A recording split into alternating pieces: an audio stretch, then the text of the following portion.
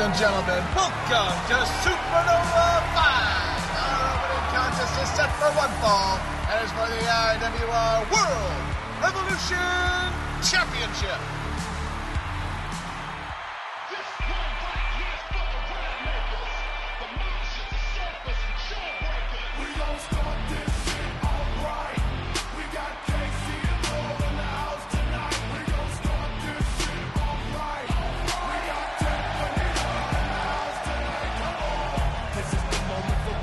Ladies and gentlemen, the time has come. Welcome to night one of Supernova V, the season finale of the 5th season of RWR. I'm commentator Uno, back again for what is the final RWR show, season 5, and what's likely going to be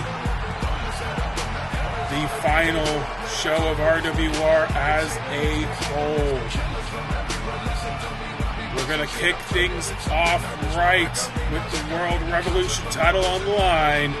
Here comes Buzz, making his way to the ring, trying after 5 seasons to win his first world title, his first singles title in RWR, trying to do it against his stablemate, his tag partner, his friend DJ Kraft.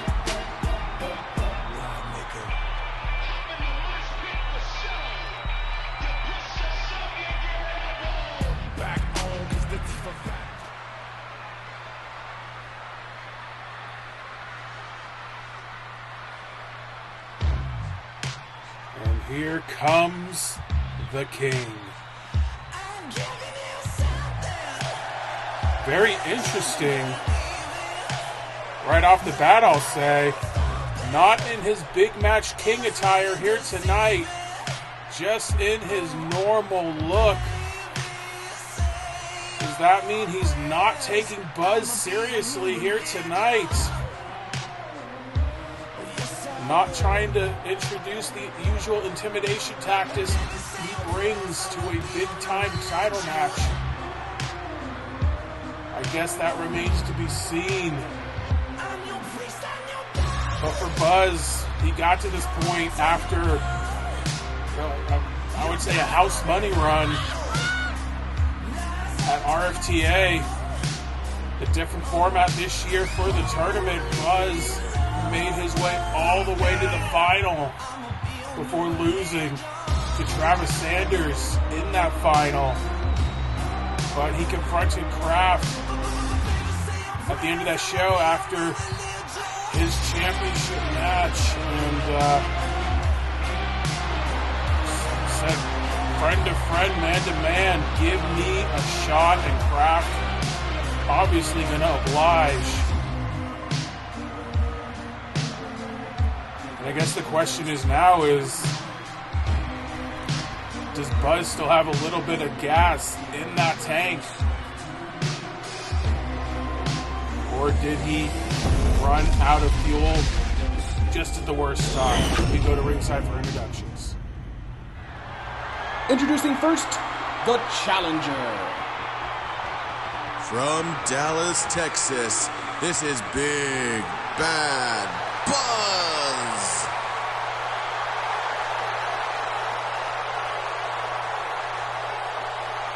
Introducing the champion. From San Antonio, Texas, he is your RWR World Revolution Champion, the King, DJ Rock. All Texas affair, all official fighting system affair for the World Revolution title.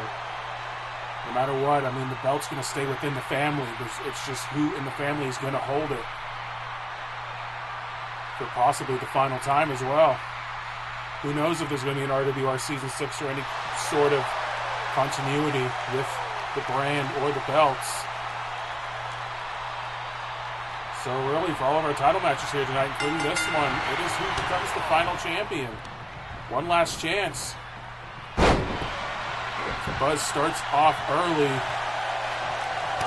A little bit of a pose and Kraft, not going to let that happen.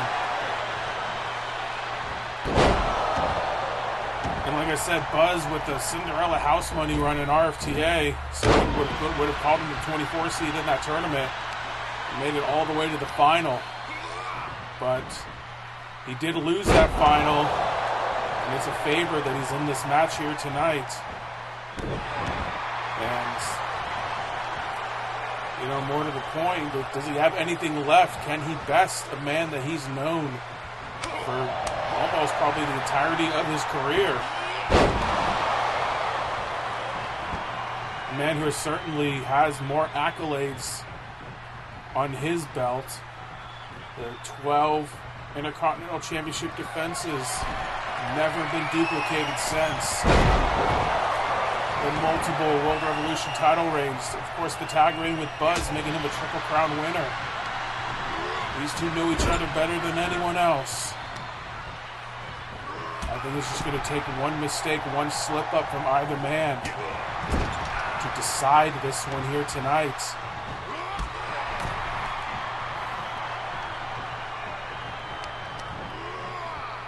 And a Kraft in control here, slamming Buzz into the corner, posing for the Supernova crowd here tonight.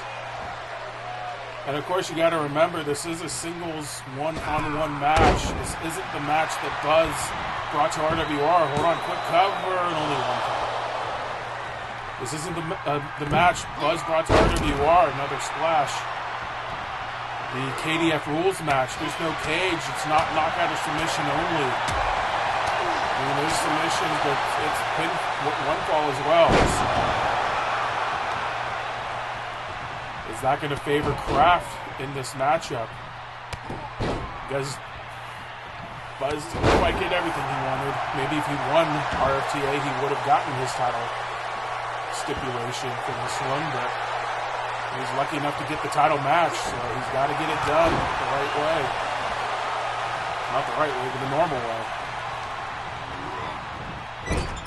Buzz at the corner again, but elbows Kraft away. Again, no hate here. No hatred. It's one friend doing another friend a favor. He got hot at the right time, came just a little bit short, but he's still being rewarded for his friendship, his loyalty, his recent success. Can he finish the job here tonight on the biggest stage of them all in RWR, Supernova V? Or will a similar story in RWR turn its face again, and that is DJ Kraft reigning supreme as Revolution champion.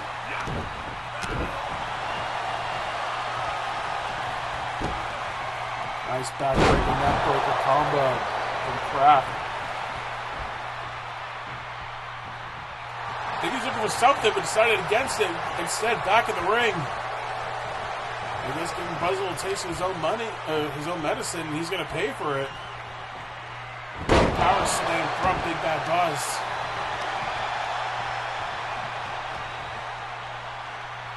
What a hell of a way to kick off Supernova V. Hold on, quick cover. They're going to get the one count there. There's the Pele from Kraft. Going for the cover. And he knocked out Buzz just like that. The Pele kick. Hit Buzz in the right spot. Like I said, it's going to take one mistake. And Kraft retains the Revolution title just like that. Your winner and still RWR World Revolution Champion, the King, DJ Kraft. You maybe question the tactics. Buzz was pretty much knocked out in the RTA final from Sanders to lose that. Did Kraft take advantage of that? I don't think he'll ever admit it, especially to Buzz's face. Hold on now. Kraft celebrating. Buzz slow to get back to his feet. Kraft extends a hand, and Buzz shakes it. He didn't get the job done tonight, but he got his chance. He didn't succeed. But it is what it is. DJ Kraft retains the World Revolution Championship to kick off Supernova 5 here tonight. And now coming up next, a triple threat match between three men that seemed like they were tight as tight can be, but have really come undone at the seams over the last couple of shows. The following contest, set for one fall, is a triple threat match. And it's come apart at the seams mostly because of the... From Raleigh, North Carolina, he is a member of the Swords of the Leaf, Jason Carter. The question concerns of this man, when you heard the announcement too, not even recognizing the group that he's in, billing himself from Raleigh, North Carolina. I guess he moved down there recently. Must be a big Hurricanes fan. But even though I guess no longer a member of the Swords of the Leaf, no longer a Canadian either. North Carolina. North Carolina. There you go.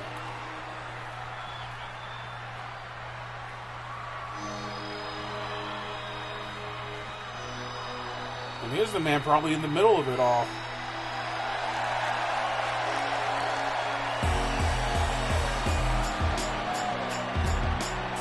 Representing the Swords of the Leaf, from Canada, Sam the Killer Cage.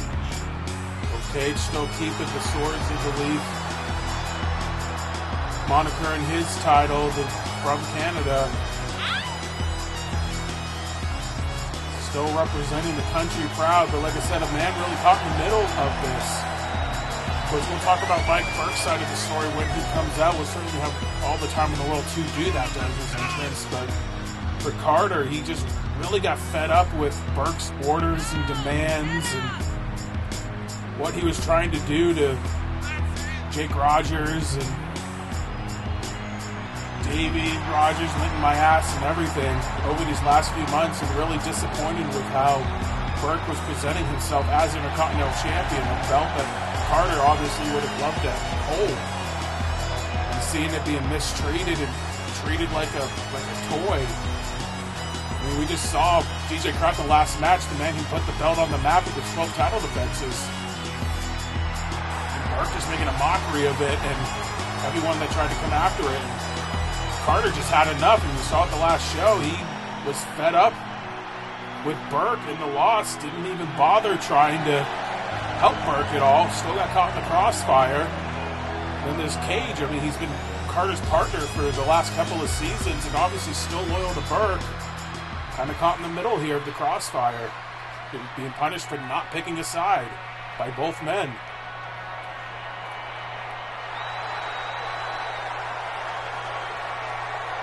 From Calgary, Alberta, Canada, Mike Burke. Anyway, definitely the person you could say is the root of all these problems. I mean, just go back and see what he did as Intercontinental Champion to Brandon Deaver, to Jake Rogers, to Davey Rogers, and links in my ass, not defending the title, not upholding the sanctity of Monsters Ball. All of the above. And caused his own right-hand man, Jason Carter, to be fed up and leave the group, leave Canada. Causing a conflicted left-hand man in Sam Cage, and killed his own stable because of his own greed and ego. And now all three men will face off here tonight.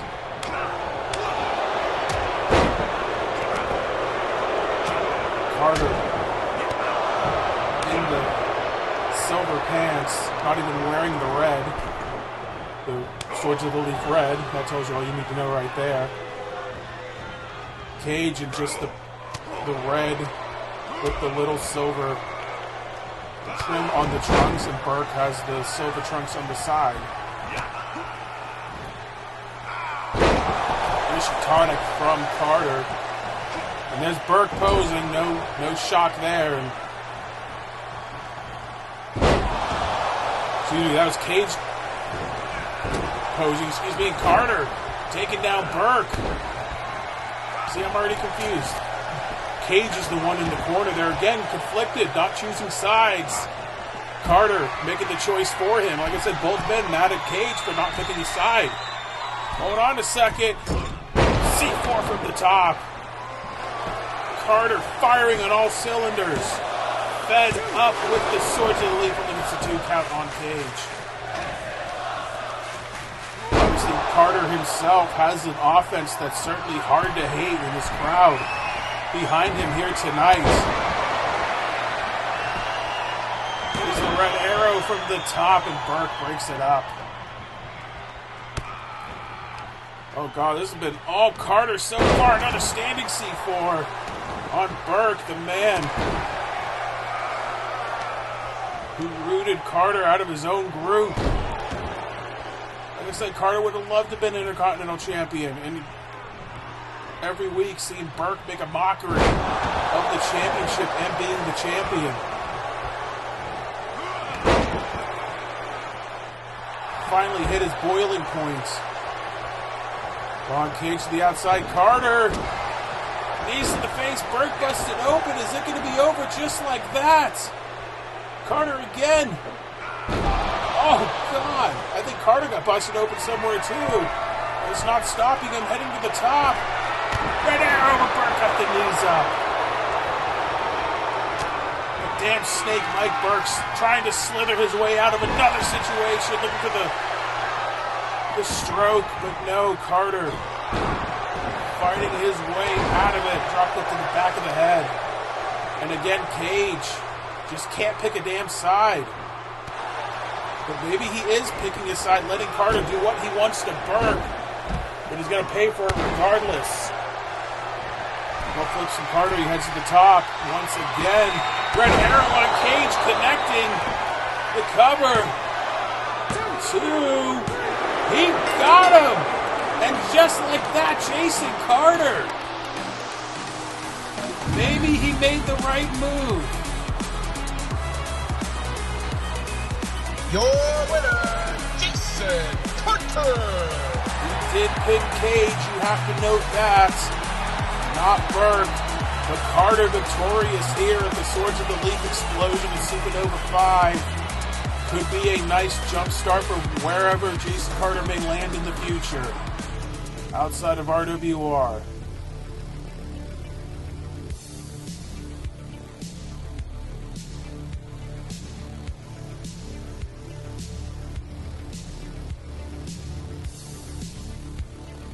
And now coming up next, our first women's match of the evening. The rivalry will conclude here tonight between Torvi, the right-hand woman of Hope Rogers in Season 5, and Bella Angel, her target for most of the season.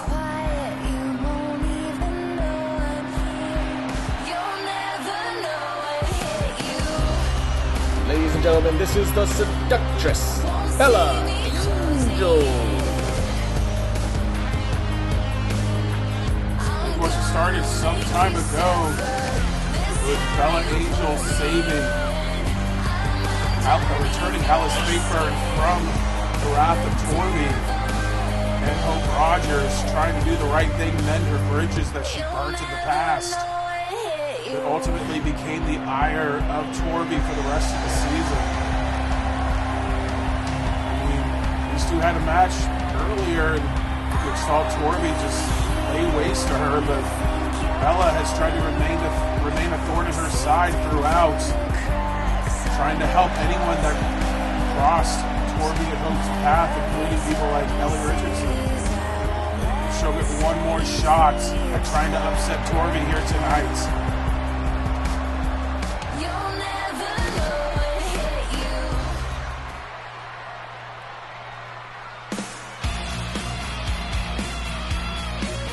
As we know, it'll be a tough task. Oh boy. On her way to the ring, from the Nordic states, the Shield Maiden, Torvi. Torvi started the season being antagonized by Kimiko Matsui and Amanda Violence, and ultimately enough was enough. She turned and showed a new side of her that no one has ever seen before, siding, becoming the heavy for Hope Rogers in her domination this season. And while Torvi really hasn't had the championships or accolades this season, it's still been her dominance and her attitude and her alliance with Hope that still allowed her to run rampant dominance on the women's division here in Season 5, looking to do that one more time against the main thorn that has been at her side all season in Bella Angel.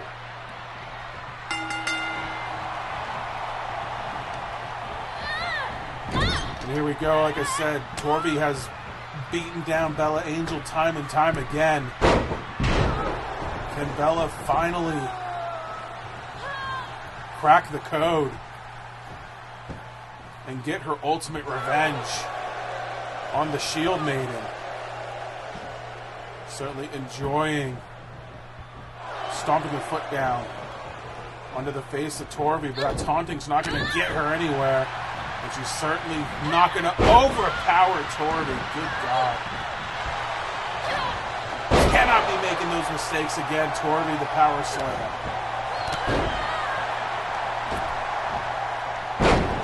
Oh, nobody home, though. Got out of the way. To a nice Hurricanrana.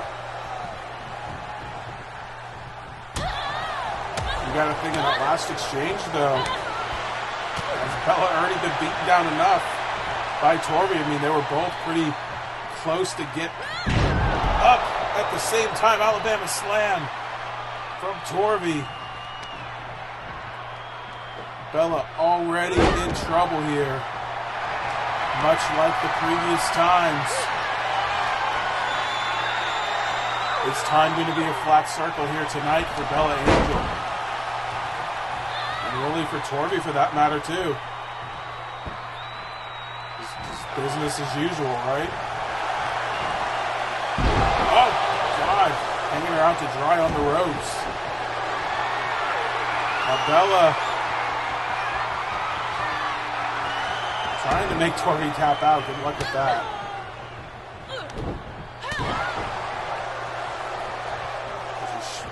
Showing some heart here. Nice jawbreaker from the suplex position. Oh, good God, only got a 1 count. Torvi kicking out with authority. So down with the count, looking for the leg drop, and Torvi just rolled out of the way enough. Bella did not get the distance of what that she wanted. Hold on a second. I didn't know this was no disqualification. Bella Angel getting it back from under the ring, but Torvi able to catch her.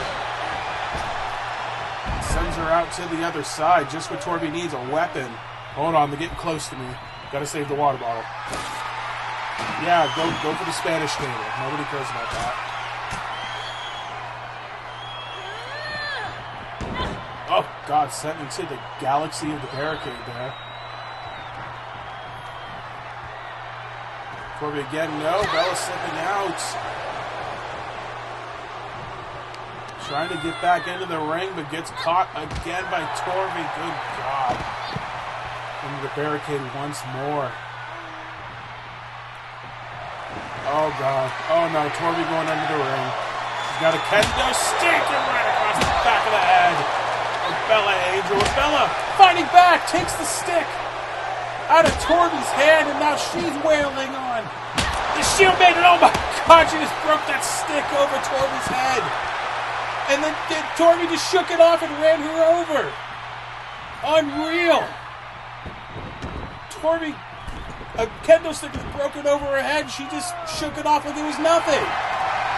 How in the hell is Bella going to beat her? Wrenching on the neck now.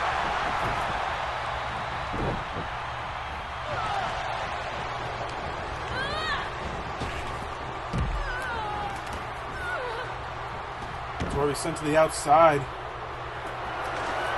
Bella looking for more plunder. Maybe the only way she could beat Torvi if she shakes off that kendo stick. What else can she do? How about some chair shots to the legs? Trying to keep the big woman grounded. That didn't even work. Look at the chair is dented and Torvi right back to her feet again. Just tossing Bella around like it's nothing. What the hell else can Bella Angel do? Oh no. Torvi, oh my God, she's got a sledgehammer. Looking to bury Bella once and for all here tonight at Supernova V. As she misses. A couple of shots gives Bella the window to fight back here. And interesting, it's Torvi retreating back to the ring. There's clubbing shots. No, Bella fighting out of it. Trying to fight back. Oh, moonsault from the middle rope. Brett's rope takes Torvi down the cover.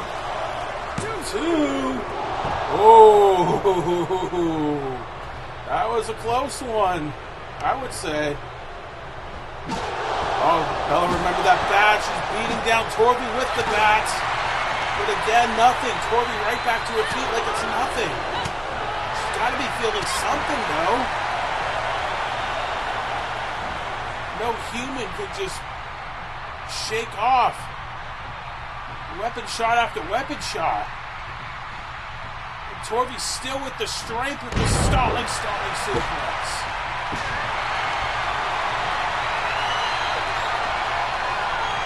And again, just wrenching on the neck of Bella Angel. Probably trying to break it at this point. But she's able to fight out of it. Not for long, though. Bella trying to stay alive here. Eye rake. The dragon screw, okay. Bella in the corner. Sizing up Torvi. What's she looking to do here? Cartwheel, Pele kick. Takes out Torvi, the cover. Is she knocked out cold? 1, 2, no. Torvi out at 2. Well, that may have just been the closest Bella has ever gotten to beating Torvi. Now using the bat again to her advantage. And that may have just woken up Torvi, but Bella ended up sidestepping her. Grabs him by the head. Selectress DDT. Is that going to do it? The lazy cover, though? No. Oh, my God. Torvi barely escapes it, too. Bella not done. The bow and arrow now on Torvi. This has been the closest Bella has ever gotten to beating Torvi. This is probably the most punishment I've seen Torvi take at all in Season 5 from anybody. And it's Bella Angel, the one doing it. Can she score the massive upset to the top rope? Leg drop connects, leg right across the neck of the Shield Maiden, the cover. 1, 2, she did it! She did it! Bella Angel has scored the upset and finally beat Torvi. Your winner, Bella Angel. A massive upset for Bella after months, years of torment from Torvi. Bella Angel finally gets the ultimate revenge and defeats the Shield Maiden in a massive upset here at Supernova V. Congratulations to her. Wow. And from that, we go from one streak to another. Max Height, very few losses this season, has been collecting nicknames up and down the roster. He looks for one more collection here tonight, but not quite in the traditional sense he's been doing. Right a minute. From Flint, Michigan, Kenji. I mean, first off, you cannot deny the season that Kenji has had in Season 5. upping his game and becoming a main player here in RWR. And even though he's fell short of the world title a few times, he has been definitely proven himself to be worthy of being in the conversation. And while he may not win RWR world title gold because of RWR circumstances, I'm sure that will take him to wherever he goes in the future,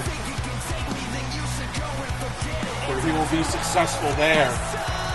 But will he be doing that on his own? Because Max Height, the reason why he's facing Max Height, because he's trying to free everyone's nickname here tonight, but he also put something on the line as well.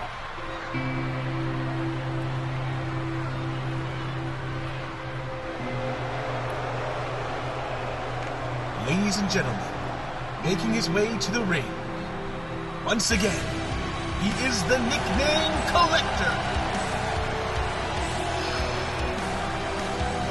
The fantastic, Romanian arm crusher, Max, a king of the Wrestleverse, a king of full style, the ultimate lion, champion of the United States, marvelous, Urgent, Karate Commander!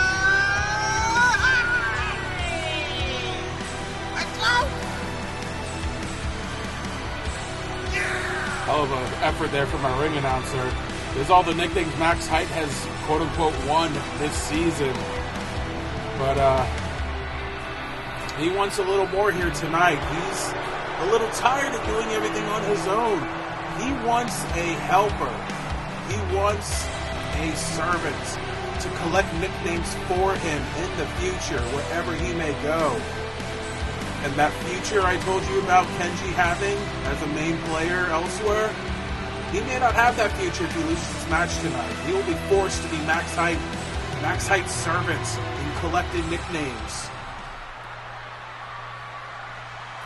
Can Kenji be the savior of the nicknames and free everything for everyone?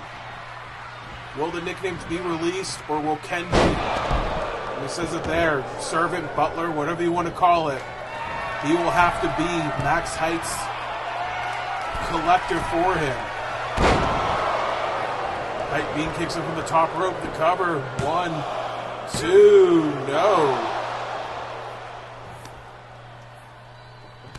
And, you know, like I said, these two have probably been the hottest names in RWR all season long. Height, very few losses, very many nicknames collected. Kenji, oh, nobody home there. Like I said, propelled himself to the top as a major player. Has, you know, big wins over Jared Vanders to his credit as highlight wins. But can he get one more here against Max Height here tonight? Freeing all the nicknames and freeing his future as well. Knees, though, catching Height.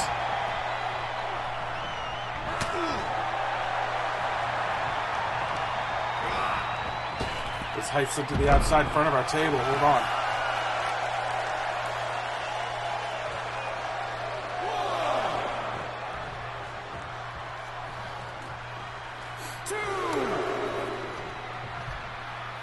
You know, as selfish as you may think Max Height is, collecting all those nicknames and now basically looking for a butler to do it for him. I mean, my unbiased opinion, hasn't he earned it with how great he is at doing it? Undefeated in collecting nicknames, and even if he loses here tonight and loses all of his nicknames, this isn't a nickname match, so Height's going to stay undefeated in nickname matches no matter what. So, hey, credit to him. Even though the names are on the line, is he going to get some help? I mean, it's a 1 count out of it.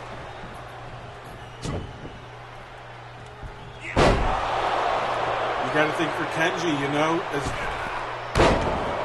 great as he's been this season. Hold on, Height, another cover and another 1 count. Height a little perplexed there. You got to think with how good Kenji has improved this season. Oh God, nice DDT. He has lost a majority of the big matches he's been in. Lost all of his title matches, world title matches. Even beating Jared Vanders in RFTA, he lost in the next round, so it didn't really do much for him.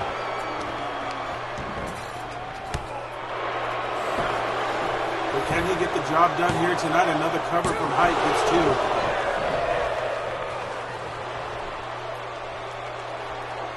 And Height starting to feel it, I think. Kicks to the face, Kenji busted open, another beansault from the top. Connects. Backflip. Again. Kenji's future in trouble here as the nickname collector going to collect a butler, a servant to help him. Not quite yet, sends Kenji to the outside.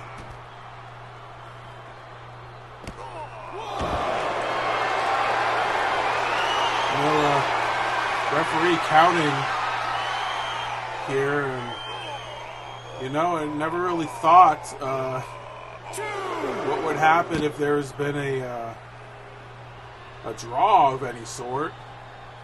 I guess we'll find out if it ever happens. Both men in at 3, not going to matter there. But Kenji right back to the outside. In a bit of trouble.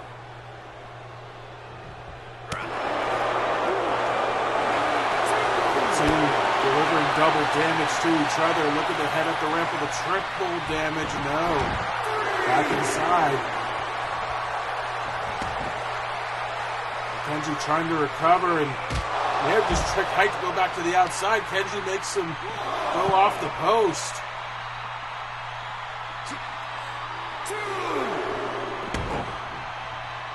Height having his way with Kenji. Oh, God, DDT to the floor. He's mocking the young man.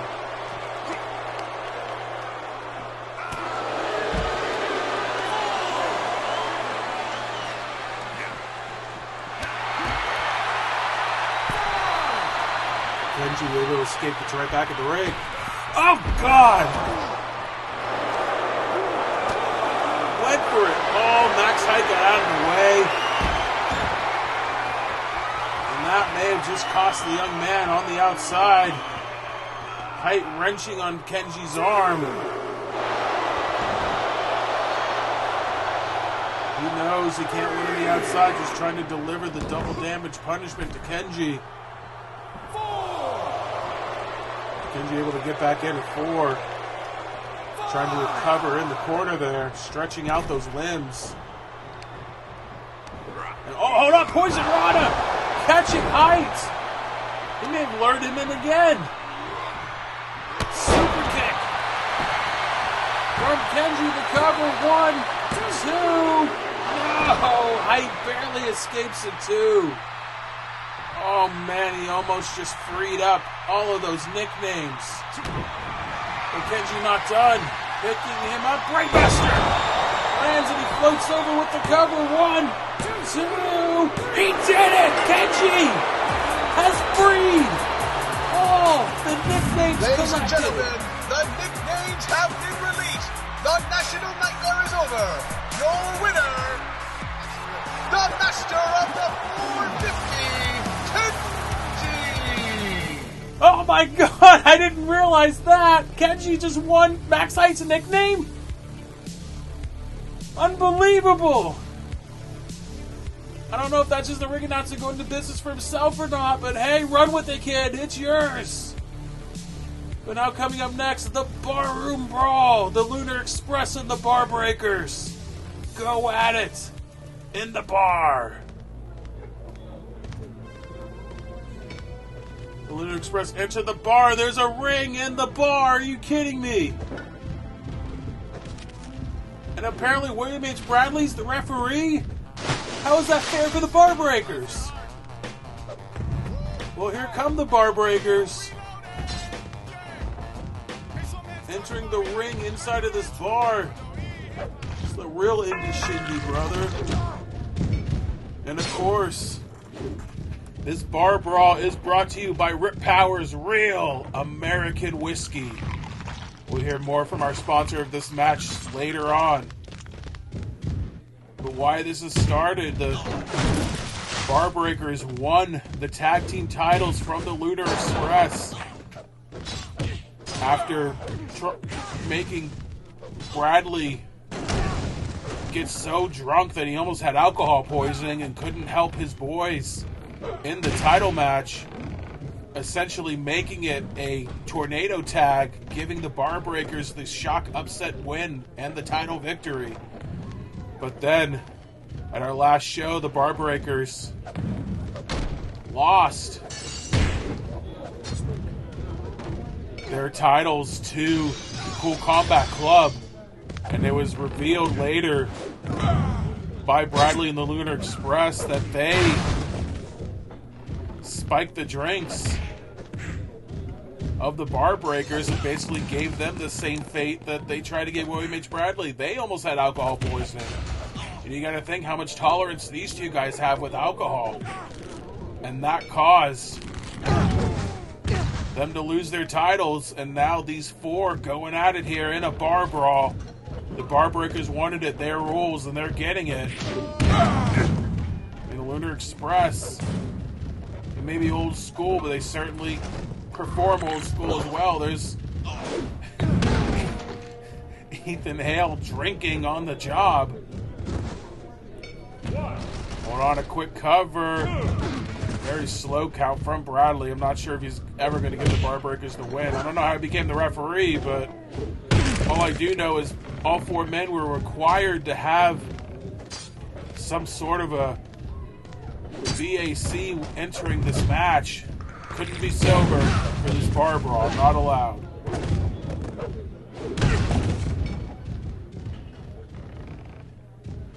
But I don't think the Bar Breakers considered Bradley not only getting his referee license, but being given this match from RWR officials. Not that it's official in any sense of the word, but nonetheless, Northern Lights suplex from Jay Wilson on Hale gets broken up by Grant Essex. And Linda Kalp has a goddamn chainsaw! Okay, it's very cute that they're enforcing tag rules in this, but you know, there's got to be some semblance of integrity with the bar brawl, of course. Bradley drinking on the job, a requirement for this match. And I guess the legal men are Hale and Wilson, quote unquote. I don't know. Also, I think Bradley forgot his pants, but be that as it may. But he's got his backpack on. Is it a loaded backpack? I guess we'll find out. It's not just full of alcohol. As I think the alcohol fatigue already hitting all five men. This fast match already slowing down to a pace, and that's a good time for our first ad break of this match for Rip Power's Real American Whiskey. 2 count there. Hey, brother, my Real American Whiskey will make you the strongest power maniac around. It's the real deal. Check. Thank you, Rip Powers, and his Real American Whiskey, the sponsor of tonight's RWR Bar Brawl in Supernova 5. Many great sponsors we've had this year in Season 5. Livy Kalp still has a goddamn chainsaw. Oh god, he almost teleported it above the bar there.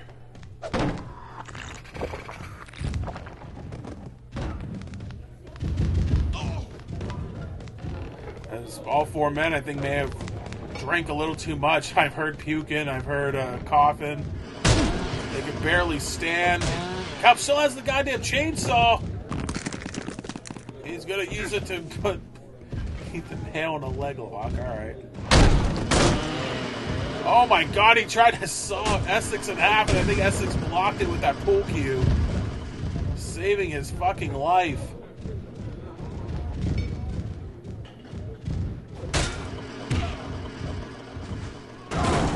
Oh God, Essex just fell off the ring. This is getting ugly fast, folks. But I think ugly fast is exactly what the Barbarickers wanted, and I think they tricked the Lunar Express and even Bradley into falling into their trap. Hale can barely stand and breathe. Oh God, thrown out of the ring by Wilson.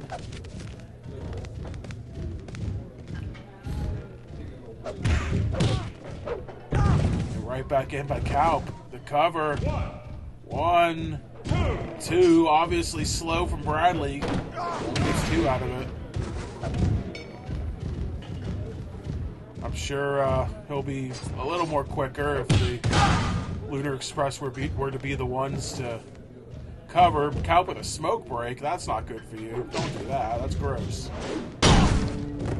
We don't know what isn't gross. Is Rip Powers Real American Whiskey. Another ad break coming up right now as Hale kicks out at 2. This is the eternal Rip Powers. I got my good friend Doran switch off to try my Real American Whiskey, and he loved it. Rode off on his Harley afterwards. What you gonna do when Rip Powers Real American Whiskey runs wild on you? Yeah. Hold on a second. We're back, and all 5 men inside of the bar's bathroom now. How did this happen? Hale's got a beach ball. Oh, don't go swimming in the bathroom, brother. All 5 men into the bathroom. Hold on, a cover. 1, 2, no.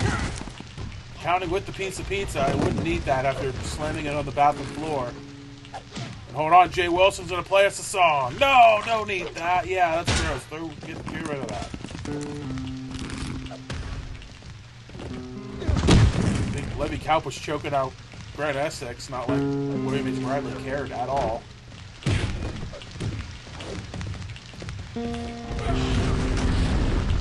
Oh God, that picture's on fire! Well, considering who's on it, I don't blame them whatsoever. Oh God, right on top of the flaming picture! Oh God, there's a fire breaking out of the bathroom! We need to take another ad break! Oh God! So all my Power Maniacs, say your prayers, take your vitamins, drink Real American Whiskey, and you will never go wrong. Power Mania and my Real American Whiskey are gonna run wild all over the U.S. of a Brother Jack dude. And we're back. The fire breaking out of the bathroom. All 5 men retreating back into the ring inside the bar. Here outside of the arena. Supernova 5. Hold on, a cover from the Lunar Express and a fast count from William H. Bradley. The Lunar Express. Fast count from Bradley. Catches Kaup off guard. He's wobbling around drunk. I don't think he realized it. And the Lunar Express have won this bar brawl. Everyone wanting to get the fuck out of there, and I don't blame them at all. Go detox and get some help.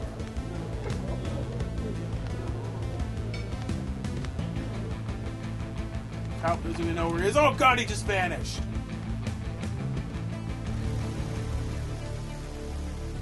How do you follow that, we ask? Or you might ask? How about with this?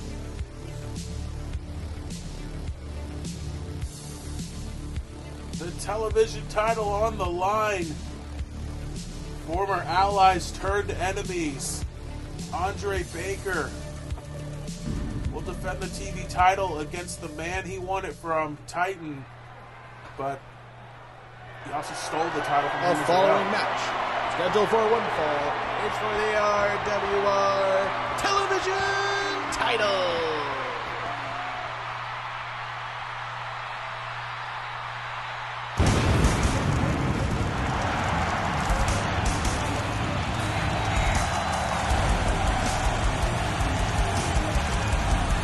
Titan shocked everyone winning the TV title from Duke Dice earlier this season, but in doing so, his associate, Andre Baker, who hired Titan to be his heavy, took the belt from him and proclaimed himself the television champion, saying that Titan won it for him, and he's claiming the reign. Even though he still forced Titan to fight all the battles as champion. But Baker took all the credit until a triple threat match saw Baker, a fatal four-way match, saw Baker actually win the title on his own from under Titan's nose.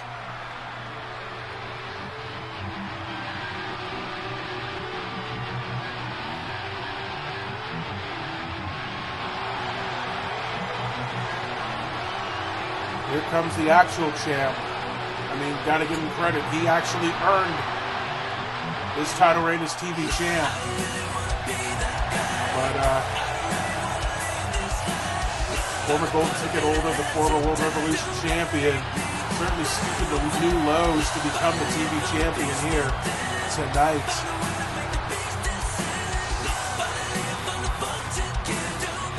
Match against, I believe it was Kurt Wagner, who won a Battle Royal for the title shot, turned into a four-way after Baker and Johnny Draco just couldn't stop beating the hell out of each other outside.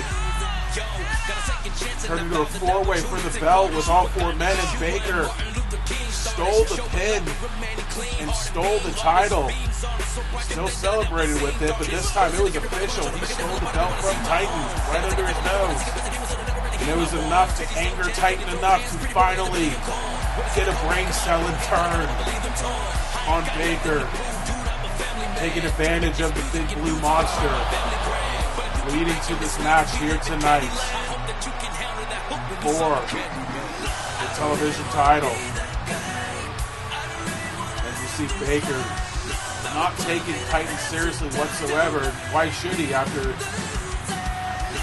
as much as he used and abused him here in Season 5.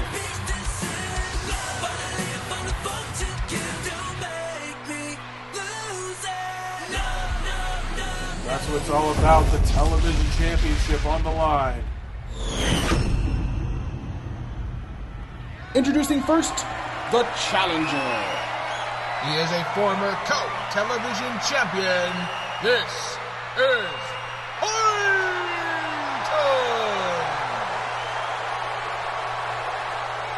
Introducing the champion. He is the current and wishes to be known as the greatest RWR television champion of all time, doing it completely by himself, Andre Baker. Well, I don't know about all that, but certainly make a claim if he were to defend the title here tonight against Titan. Certainly very motivated Titan, I might add. As it is about the TV title, but I think it's about a little more than that here tonight at Supernova 5.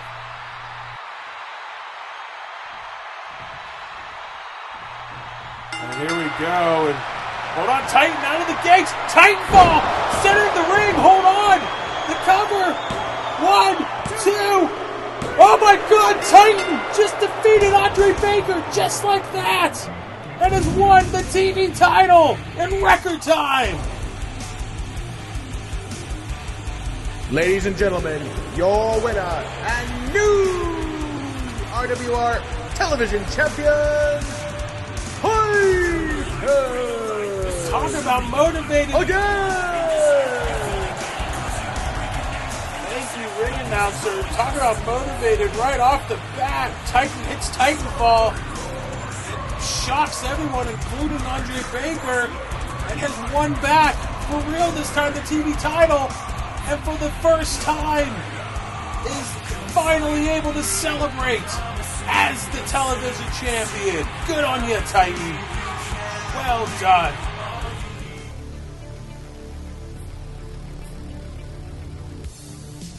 That may have been not only the fastest match in RWR history, but maybe the fastest title change in RWR history.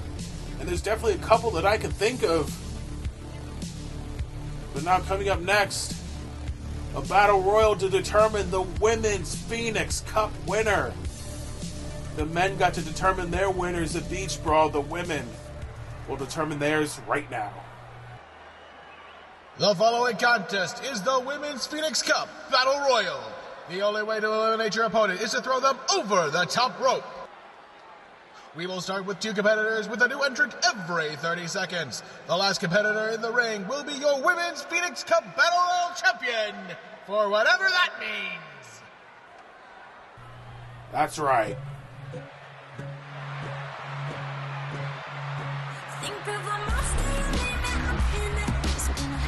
From Akihabara, Japan, this is Karu Hime. Well, they'll win the obscenely large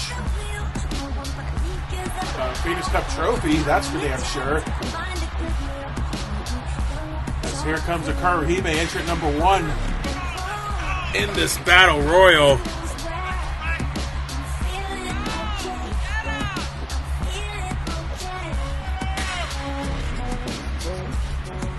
And of course, the winner tonight will become the Phoenix Cup champion. And just to run down,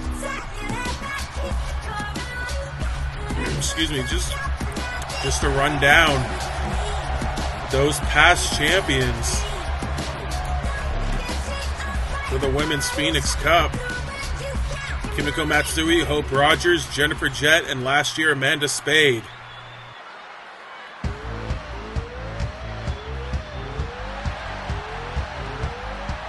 From Windsor, Ontario, Canada, Ellie Richardson. Entrant number 2, Ellie Richardson. Looking to add one more accolade to her roster, or to her resume, excuse me. Both these women briefly held, well, not Akaru, I mean, she held it for a while, but both these women held RWR Gold this season.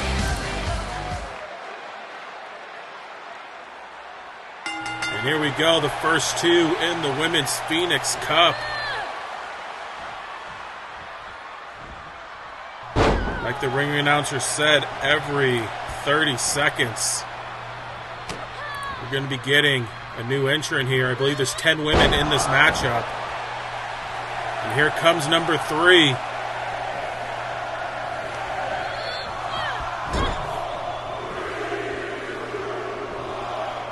And it's Amanda Spade, the woman who won the last Phoenix Cup, looking to become a multi-time winner here tonight. And ironically enough, outside of Faith Rogers, these are the previous 3 Women's Revolution champions. Excuse me, previous 5, pardon me. Ellie Richardson won the belt in Season 4 from Paige, lost it to Amanda Violence, who lost it to Akaru Hime. At the beginning of Season 5, Akaru lost it to Ellie Richardson, who lost it to Amanda Spade, who ended up dropping it to Faith Rogers. There's a lot of history between these 3. As here comes entrant 4, Jenna Reed. Who certainly had her hands full with Akaru Hime earlier this season over that Women's Revolution title. Of course, has a bit of a history with Amanda Spade as well, the infamous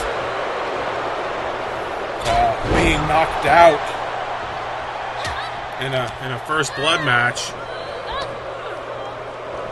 It happens. Entrant number 5 already making her way to the ring. Lily Thatcher, who's had her differences with Amanda Spade this year in the big Torment and Second Chance rivalry.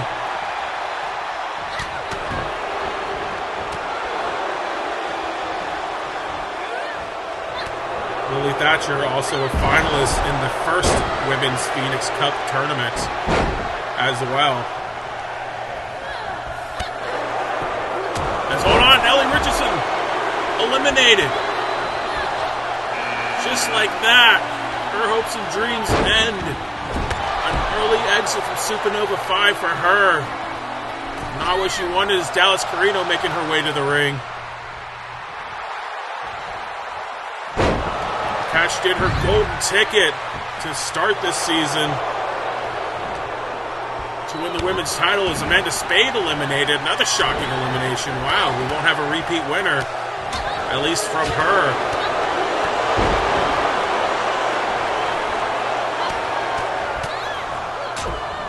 Another entrant already going to make her way down to the ring.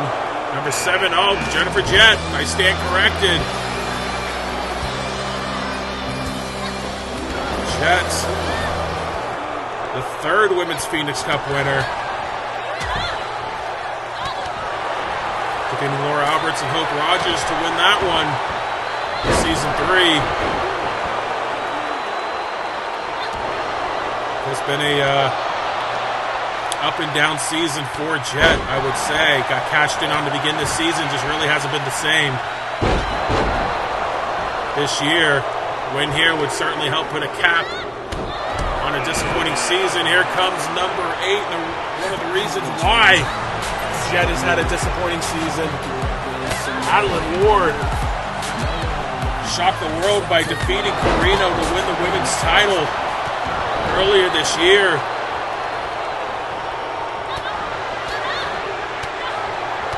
Before finally dropping it to Marianne Jane, cashing in her golden ticket.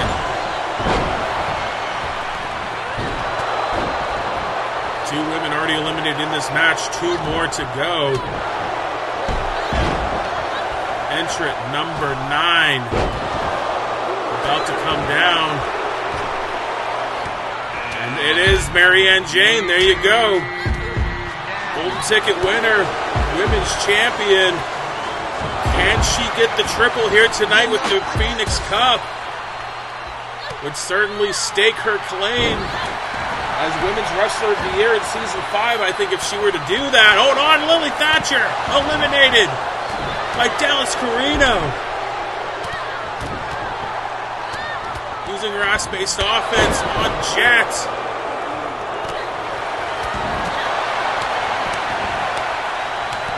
6 left in the ring. Who drew lucky number 10?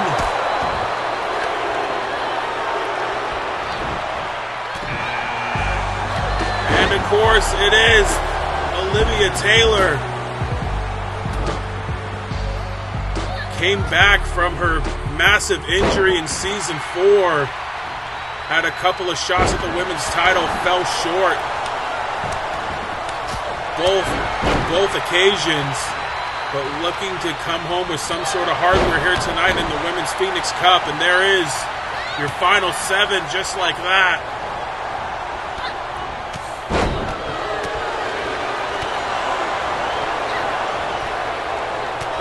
A little interesting we didn't see like Torby and Bella Angel enter this match, or even like Kimiko Matsui and Amanda Violence, even though they have a match later on. But, I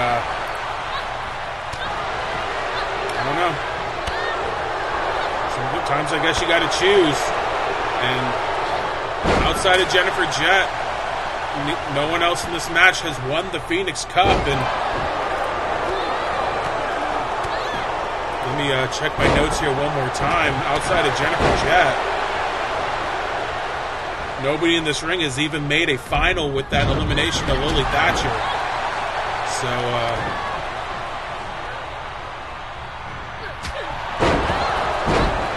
guess when we get down to the final 2, we'll call that the quote-unquote final, I guess, for the Phoenix Cup. Hold on, there goes Madeline Ward. Marianne Jane besting her one more time here in Season 5. This just was Marianne Jane's year. And she gets an elimination. Oh, there goes Dallas Carino. Thanks to Jennifer Jett, a bit of revenge from that cash-in earlier this season. And we're down to 5. For the Women's Phoenix Cup, half the field eliminated. Akaru still in. The Iron Woman came in at number 1. Certainly got to think there's a target on her shoulder, on her at this point.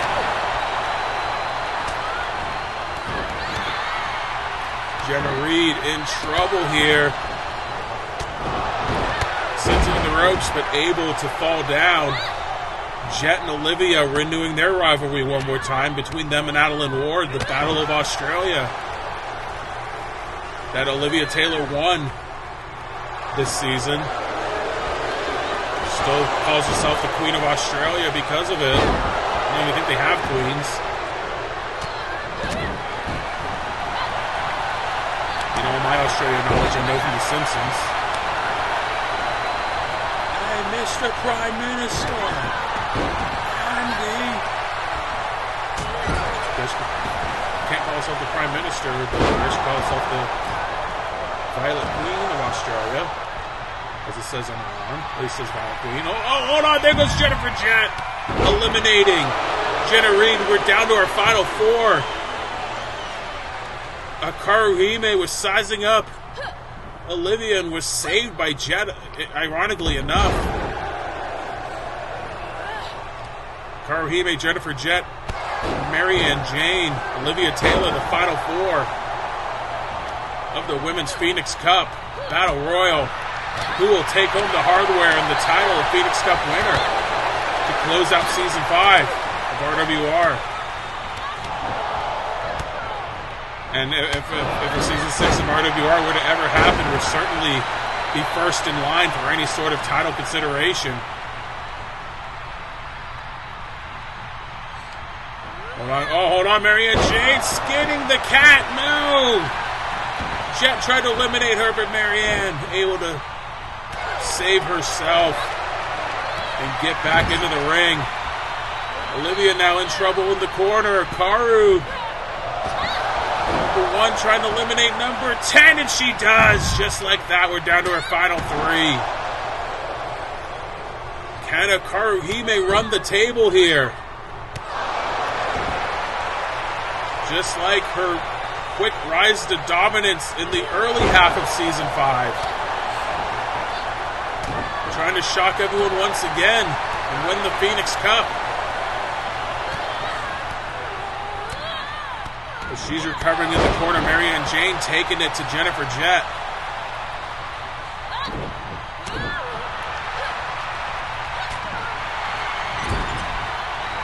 Hold on, Jett in the corner. Marianne Jane looking to eliminate the former Phoenix Cup winner. And she does! We're down to our final 2. We're guaranteed a new Phoenix Cup champion. Will it be Hikaru Hime from number 1? Will it be Marianne Jane from number 9? Jane with the frog splash and the big girl senton. Can Marianne Jane pull off the triple here? And can she do the one thing that no one has ever done? And that is win the Golden Ticket and the Phoenix Cup in the same year. Excuse me. Hold on. Hikaru Hime into the ropes, and Marianne Jane eliminates her and wins the Phoenix Cup, capping off a career season for her. Ladies and gentlemen, the winner of the Phoenix Cup Women's Battle Royal, Marianne Jane.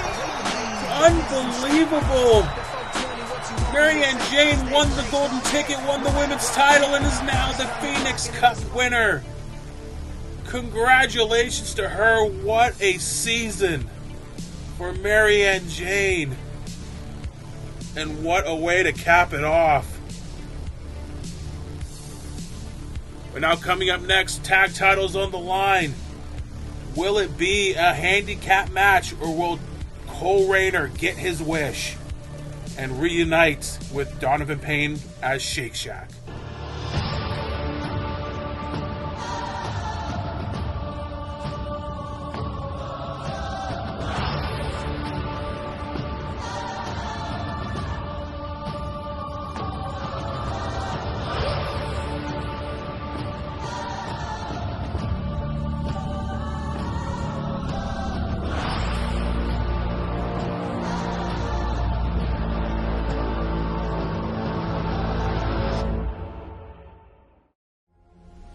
To the back now. This Cole Rayner, Donovan Payne.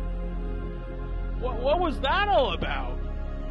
What the? Oh, it's Eddie Cole with the chair, and he's taking out Cole Rayner, just for talking to Dono? Now he's telling Dono to do the same. No, he throws it at Eddie Cool. He says no. Donovan Payne tried to murder this man. Cole Rayner, Donovan Payne, drawn against each other. Donovan Payne has forfeited. What is this all about? Eddie Cool and Jack Phoenix have just blindsided Donovan Payne.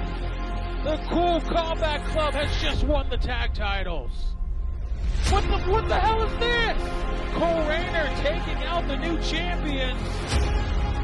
What did Cole say to him? Everyone wants to know what I said. 3 words. I forgive you.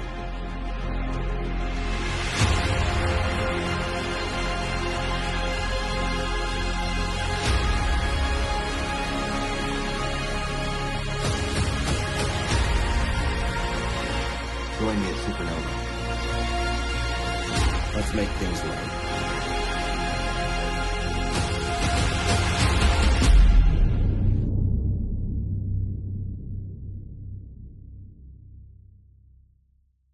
The following tag team contest is scheduled for one fall and is for the RWR Tag Team Championships.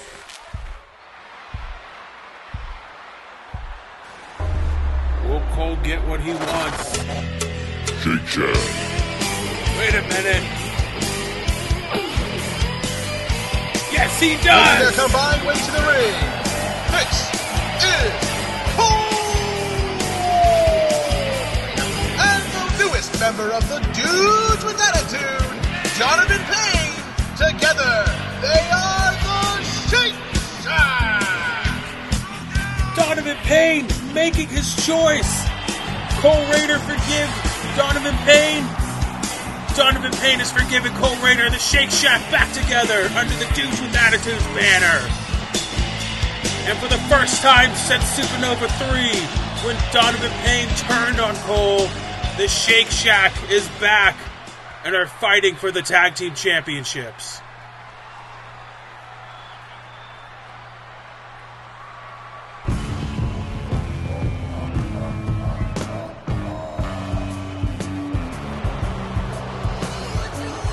Making their combined entrance to the ring, they are your RWR World Tag Team Champions, Eddie Cool and the Renegade Jack Phoenix, the Cool Combat Club. And after what these two did to Donovan Payne, I don't think his choice was that hard to make. But unceremoniously kicking Donovan Payne out of the Triple C, I mean, you had to think there was something up. Donovan Payne never wore the green colors of the group.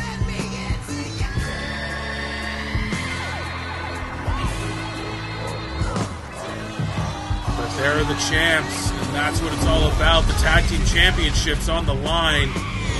But I think it's a little more than that, regardless. Cool Combat Club hands the belts over to Red Shoes. A match about forgiveness, a match about revenge, a match about mending your past bridges that you burnt and repenting for mistakes that you made.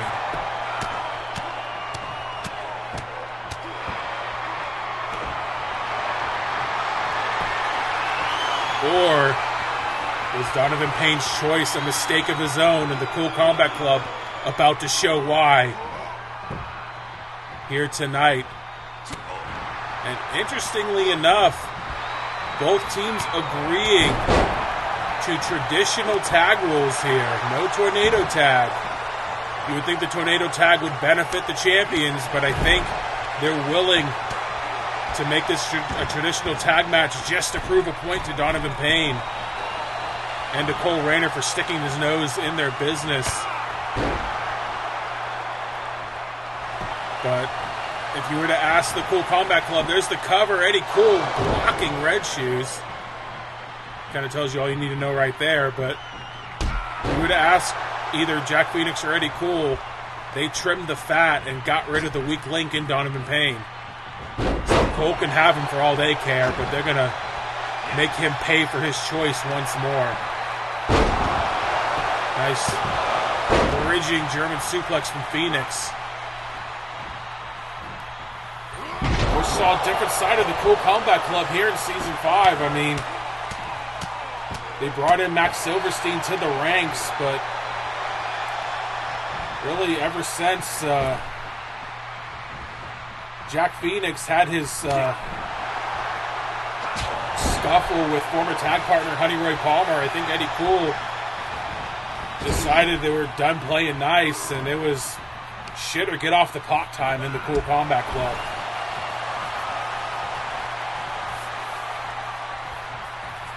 And of course, Silverstein, not involved in this. I mean, he was busy defending the World Heavyweight Championship up until the last show. I think that's a worthy excuse for not being involved in this, and something Eddie Cole certainly allowed, having the world title under his banner. But still not involved. He's in the far beyond better four-way on night 2, taking care of his own past problems. So Eddie Cool and Jack Phoenix willing to do this one on their own and teach Donovan Payne a lesson. But Donna with the knee to the face to Eddie Cool still only gets one out of it. And just to think, if Donovan Payne didn't show up with Cole Rayner and made his decision, forgiving Cole Rayner, just as Cole Rayner forgave Donovan Payne for nearly murdering him, only in wrestling, right, folks? I mean, Cole Rayner was more than willing to make this a handicap match. I mean, he challenged the champs after they won for a shot at the titles here tonight. And Cool Combat Club said, yeah, good luck finding a partner. We just beat down the one you wanted. And I think they were as in control of this match as they are early on. I think they were fully expecting to compete in a handicap match here tonight, which is also probably why there are legal tags being made in this match, because that's how the handicap matches work here. Got to make it a little fair for the single competitor. But it may turn into a handicap match sooner rather than later. Eddie Cool to the top rope. Big avalanche. Capture suplex from the top. The cover. 1, 2. No. Donovan Payne out of 2. Eddie Cool proud of what he's done so far in this match. So far to Donovan Payne into Cole Rayner over these last few shows. Certainly a side of Eddie Cool we haven't seen in quite some time. Violent and vicious, busting Donovan Payne open. The job is done. Here comes Jack Phoenix. Going for the quick cover, only a 1 count. We've got to think at some point Cole Rayner's got to come in and help, but not yet.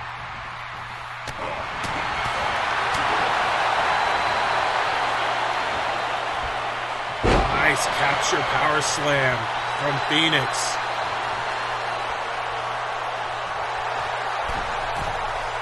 Between Virtual Fighting System tutelage and Eddie Cool's tutelage is turned into a machine, but while his back was turned, the hot tag to Cole Rayner, and here comes Cole, the former World Revolution champion.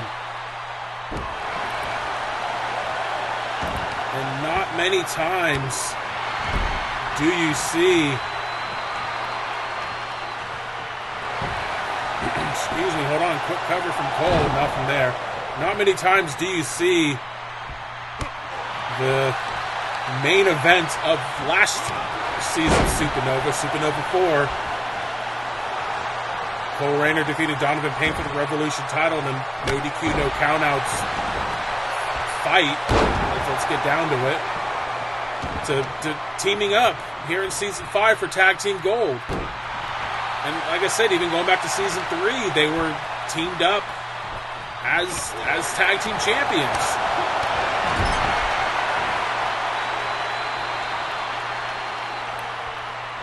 Cole bulldog out of the corner. Only gets a 2 count out of it. Donovan Payne barely back to his feet. And oh, there's the tag to Eddie Cool. Here we go.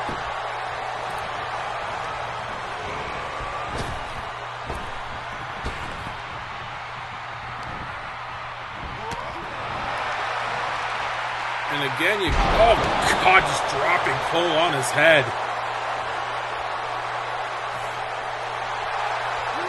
There's the hot tag to Donovan Payne. Here we go again.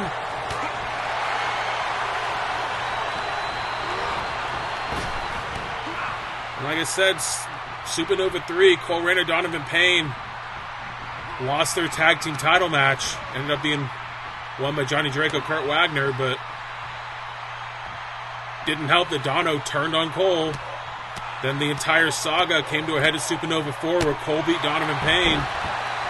And now, back together again here at Supernova 5.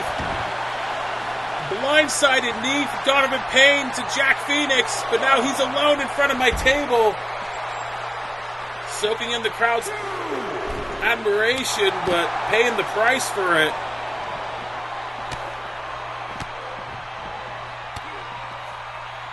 Eddie Cool working over Dono on the outside. Reminiscent of what they did to him on our last show, RFTA 5. Oh God, bounced off my table. Hold on. Gotta save the water. Up to 7 counts. I don't think these guys mind winning by a count out. Up to a 9. Eddie Cool in. Of course, we have a 20 count, so it's really up to Dono to recover and get back in, and he's in at the count of 11. But there's Eddie Cool right there to welcome him. Where's Cole? Cole Rayner just now getting to his feet. Shake Shack may have surprised everyone, but this one has been all Cool Combat Club thus far. Just look how slow Cole and Dono have been to get up. The cover, 1, 2. Oh God, quick 2 count. Cole still trying to recalibrate there. Couldn't make the save. Phoenix was there to play defense regardless, but Shake Shack in trouble here. May have been a nice gesture, but I think the Cool Combat Club is a well-oiled machine here, folks. And they're proving it here tonight.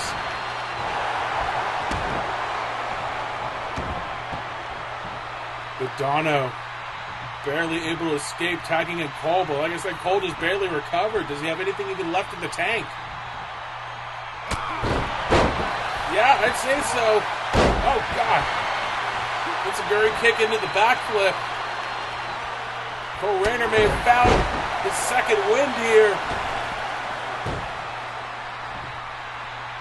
On the outside, what's he looking for? Springboard drop kick connects, folding Phoenix in half. The cover blocking the ropes, and Eddie Cool right there to break it up.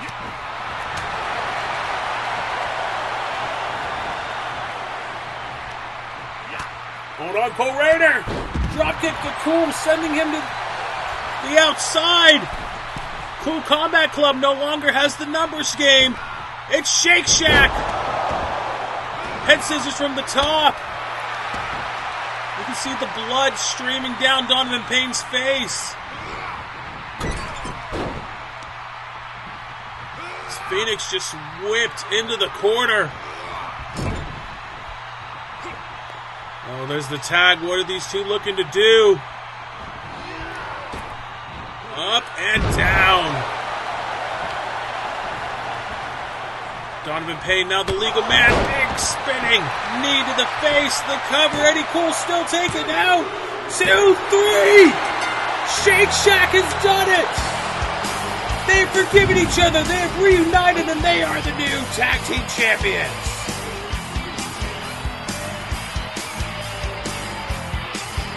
The winners of the match and new RWR World Tag Team Champions, the Shake Shack. there are happy endings in life. Maybe you can be forgiven by your past mistakes. Cole Rayner has forgiven Donovan Payne. Donovan Payne accepted. And they are now the tag team champions of the world. Congratulations to the Shake Shack. And now coming up next, a match I don't think I ever thought we would see. Martin Starr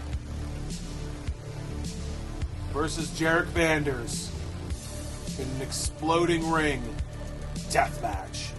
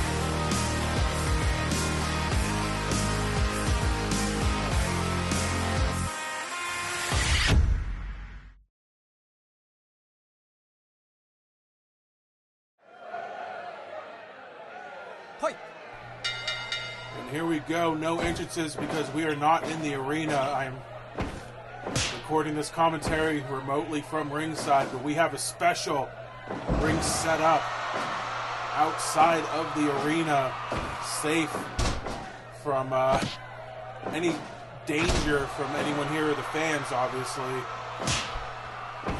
Barbed wire around the ring, explosions around the ring. This one's going to be settled once and for all. But may I say may I say the cameo from former RWR wrestler Ewan O'Rourke, former Sean Libby, good to see him again. Glad it looks like he's doing well, helping Martin train back into ring shape for this match. And of course, this match not sanctioned in any way. Martin never getting cleared, but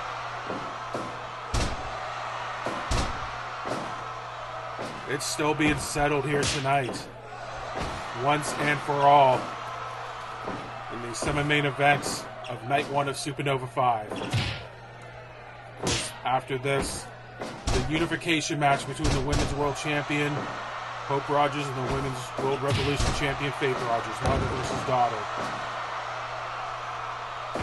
From now, but to wait for that hatred, we go to this hatred. Was Martin Starr already bleeding from being thrown into that barbed wire?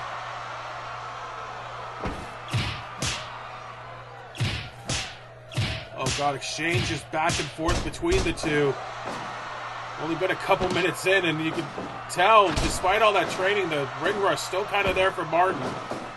Oh God, that doesn't help either. I'll say that.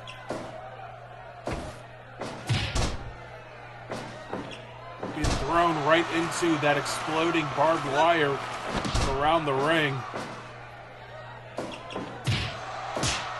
We course, the timer is set on those explosives on the outside. They are set to blow at some point. Oh, come on, Jarek. Go fuck yourself. 5 minutes gone.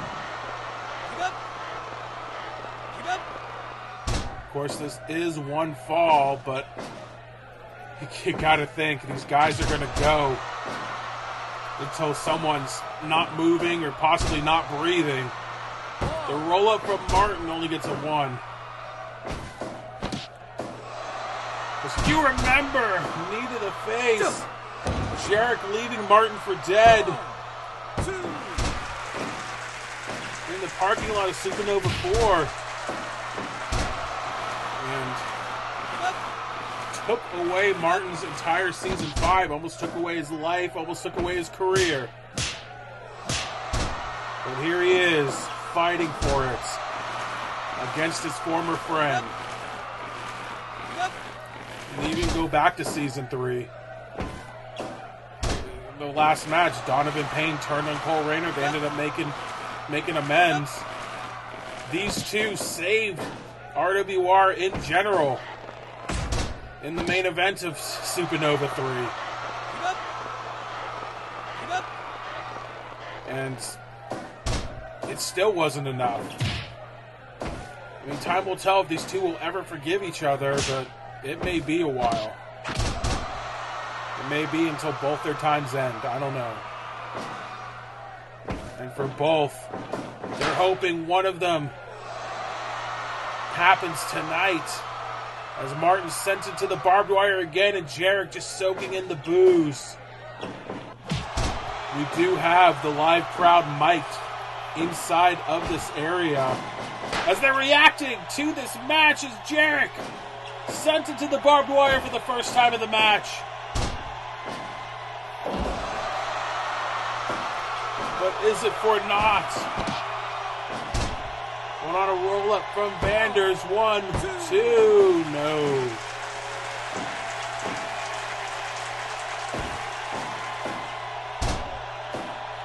This match has been all Jarek thus far.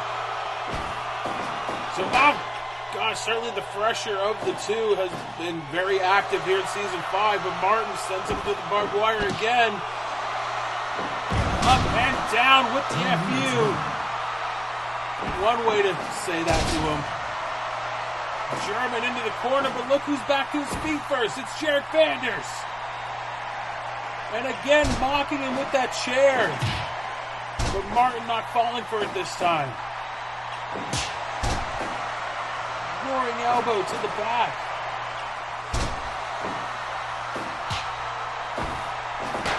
Jarek into the barbed wire again. You look for another rolling elbow? No. Instead he gets rolled up by Vanders. 1, 2, no. Again, these explosives at ringside set to go off. At some point, Martin into the barbed wire again. But the thing is, we haven't told them when it's going to happen. It's just going to happen. They'll get a short countdown, another roll-up, 2 count. They'll get a short countdown, but that's all they're getting. They don't know when that's coming. Martin stretching away at Jarek Vanders. Trying to force him to give up. It's probably not going to happen. More amazed that Jarek's not bleeding. Martin bleeding all over the place. Nice German with the bridge, 2, no. So far, all that blood has been Martin's blood. But another FU to Jarek. He goes for the cover. 2, no. Still out of 2. We're going to zoom in. We finally got a cameraman down to the ring, zoomed in to the ringside. The closer camera angle, and it looks like we've just been introduced to the timer. Under 100 seconds, and this place is going to blow, folks. These fans here in the stadium with Supernova 5, they're going to hear a kaboom outside the arena, and it's going to be what's happening right here. And even trying to keep fans safe, some have still made their way outside to watch this. At least they're at somewhat of a safe distance. But these sickos can't help themselves. They want to see violence. They want to see explosions. We're down to 1 minute now. 1 minute warning. Oh, God, Jarrett's feet just clipped the ropes there.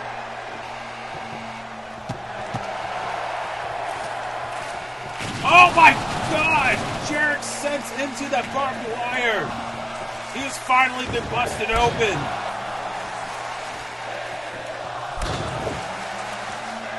Triggering aerobics. Oh, my God, look at Jarrett. Unreal. What he's not done is returning the favor to Martin. He's been bleeding all match. Oh, God, Jarrett again into the barbed wire.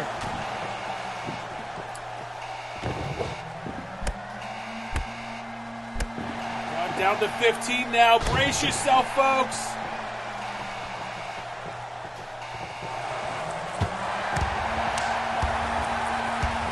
7, 6. Oh, God, Martin just broke that barbed wire board in the cover. In the corner. 3, 2, 1. Brace yourself. Oh, my God. Jesus. Oh my God, and it's Martin Starr! Bleeding from head to toe, standing tall! Over Jarrett Fanders! Falling Star powerbomb! The cover! 2, 3! Martin Starr! Has just gotten his revenge! Martin Starr bleeding from head to toe. It doesn't matter. He got his revenge on Jarrett Fanders 1 full season later. Unbelievable. The first and probably last exploding ring death match you will see here. But hold on. I'm being told it's not over. Backstage. Oh my God. How'd they get backstage so fast? Martin just throwing Jarrett off of that security building. More revenge from Martin to Jarrett. We need to get security, police, everyone back there before all hell breaks loose. Oh my God. And now from one hatred to another, the main event of night 1 of Supernova 5. Who will win both women's titles? Your main event for this section is set for one fall, and is the What the Plank match for the RWR Women's World Title Unification. The winner will receive both belts and be crowned the RWR Undisputed Women's World Champion. From the Bermuda Triangle, she is the Ocean's Queen and your RWR Women's Revolution Champion, Faith Rogers! Damn, ring announcers jacked up for this one. I think I am too, especially after that last match. Faith Rogers comes out with her treasure, the Women's Revolution Championship. But this is a lot more than just unificating both women's championships. It is about a daughter turning her back on her mom, her family. Taking advice, taking words from other sources that she probably shouldn't be. And sure, molding herself into her own person, but her own person that has not became a good person, became evil, unruly, dominant with Corby by her side. And looking to cap one more off by defeating her mother after stabbing her in the back earlier this season. In the Rogers family traditional match to end all grudges, the Walk the Plank match. Ring mats, padding removed. It is just the planks on the ring.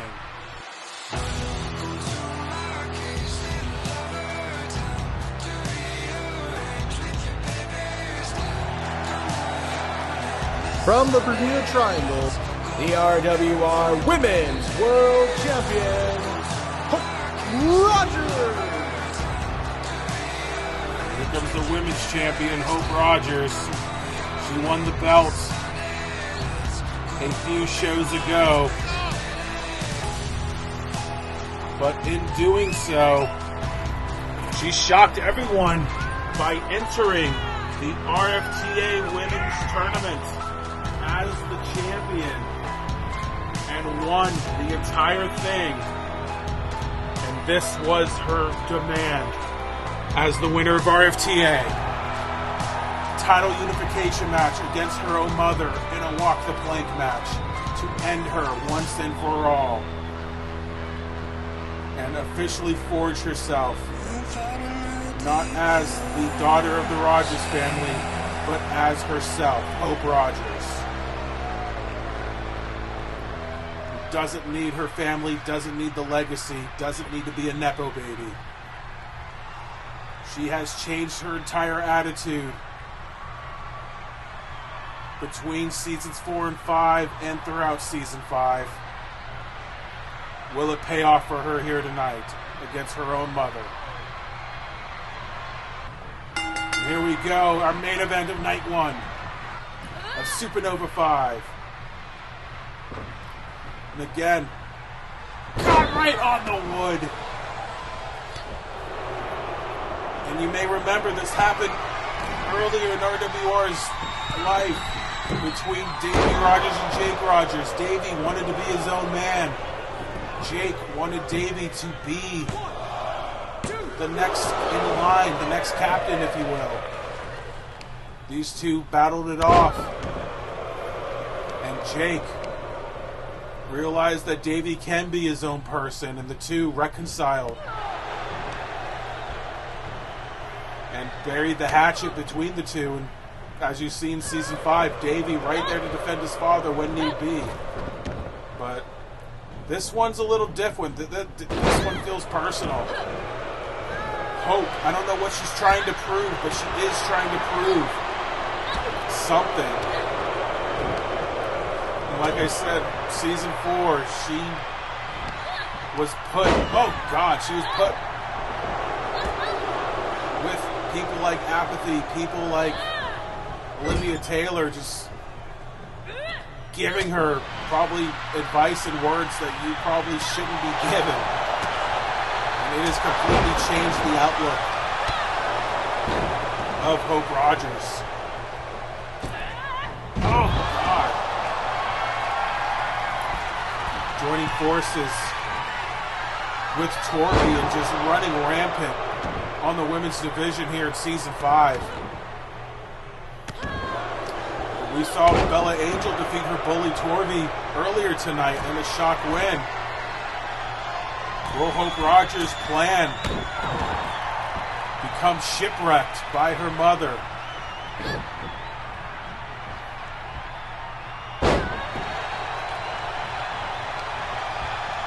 As Faith, she was very hesitant to attack her daughter in any way after being backstabbed by her. But after everything that's happened, I think Faith has grown more and more comfortable in doing so, hoping she could beat the disobedience and disrespect out of her own flesh and blood.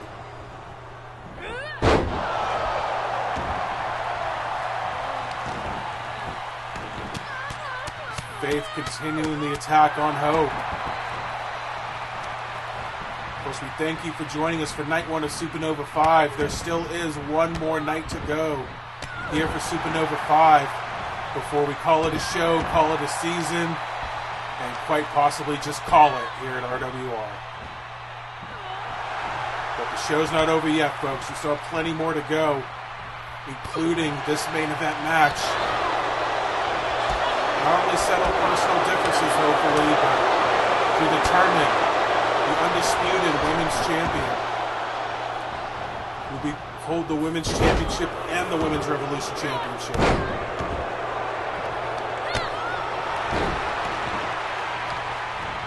Hope now in trouble. God, Faith just slamming her hand in between her foot and the wood. But Hope, though, reverses, quick cover, only a 1 count. Hope to the top now. Diving elbow connects to the back of Faith.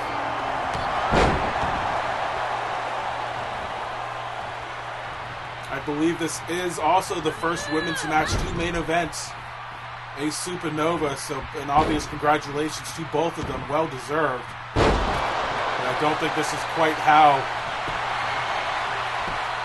at least for Faith, as she gets the very close 2 count. I don't think, at least for Faith, this is how she wanted to do it. For Hope, this is exactly how she wanted to do it. But will her plans be derailed? No. She catches Faith and hold on, looking for the... Oh, the backstabber! Thought she was going to go for the Kraken, but instead turns into the backstabber, but nobody home. Faith rolling out of the way. Giving the Women's Revolution champion some sort of hope. No pun intended. This is getting her some hope, that's for damn sure. Hope right back on the offensive.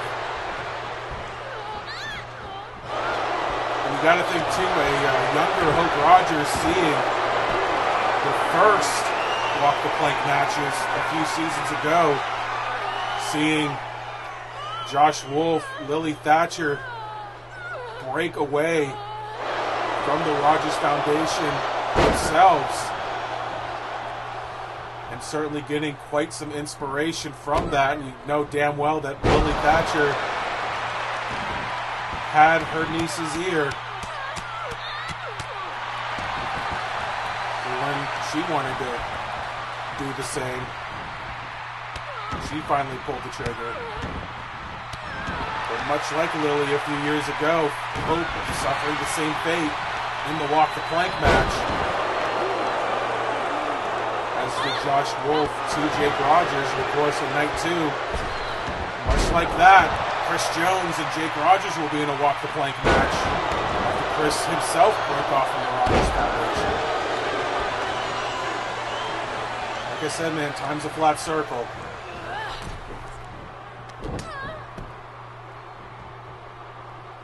Now Hope, what's she looking to do here? Oh God, a modified tarantula wrenching on the arms of Faith. Obviously only going to get 5, but she's going to use each and every second she can. Now Hope to the top. What's she looking to do? Tornado doesn't connect.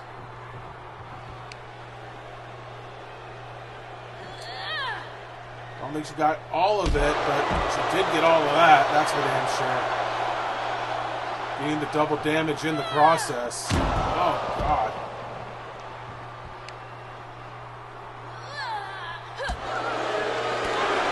Faith now in trouble on the outside. Hope. She's going to send her into the crowd. No, it just seems like she's just sizing up those shots. Not quite thinking about what she's doing, but just doing. And now into the sharpshooter on the outside. Using the double damage to her advantage. No count out, of course. There must be a winner, but can't be decided on the outside either way. But how much damage has been done to the Women's Revolution champion, the Elder Faith?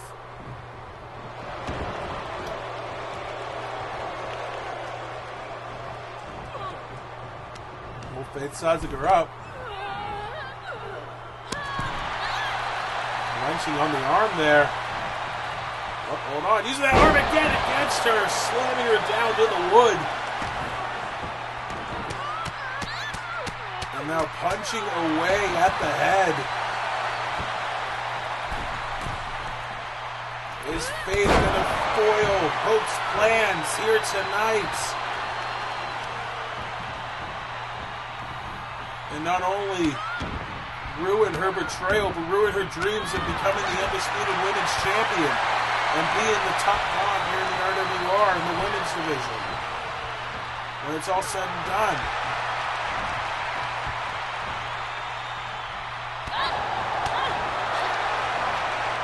Faith scoop and slam.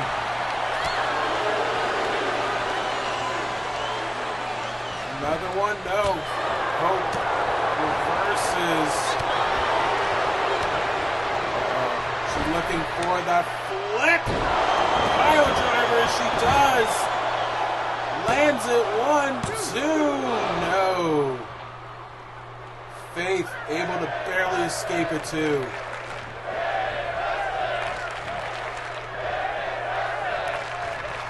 Super kick, but Faith dodges it. Face first into the wood. Faith. No. Oh! God, Faith gets eliminated from the Rumble, and Hope again looking to just deliver more double damage to her own mother. Just to prove her point, and much like some of these rivalries, I don't know if time will heal wounds here. I don't know if all will be forgiven at the end of this match, much like it was between Jake and Davey.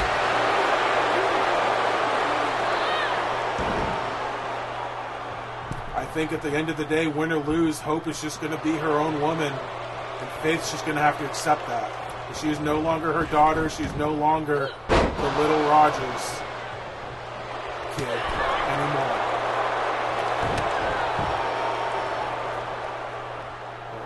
Hope now, again, looking for that modified tarantula. She's getting the arm. She got it. Locked in again, wrenching on those arms and shoulders. Just kicks her in the face right back to the outside.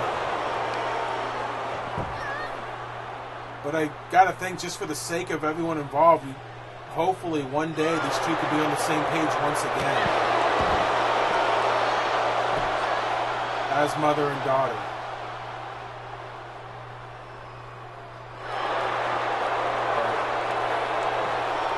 Until that happens, I don't know.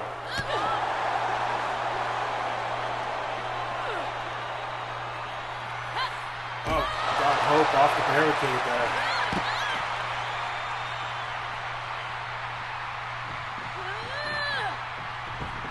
Now back inside of the ring. Faith can barely move at this point, but able to maybe just sucker her daughter in more than anything. No, but even that just took a lot out of her. Hope with the head scissors takedown. The cover. Ooh, very close 2 count, but a 2 count nonetheless. Now Hope looking to finish it off here, heading to the top. Big flying splash from the top rope. And again, the flip pile driver connects. Head to the wood, the cover. 3, and Hope Rogers achieves her goal, defeating her mother in a walk the plank match and is the undisputed women's champion. The winner and new RWR Undisputed Women's World Champion, Hope Rogers! Hope did what she set out to do. She called her shot. She did it. She beat her mom once and for all. She won both women's titles. But was any of that worth it for everything that she did to her own family in season 5? I don't know, but what I do know is that is the end of night 1 of Supernova 5. We have one more night to go. Thank you for watching tonight. We will see you for the final RWR show, night 2 of Supernova 5.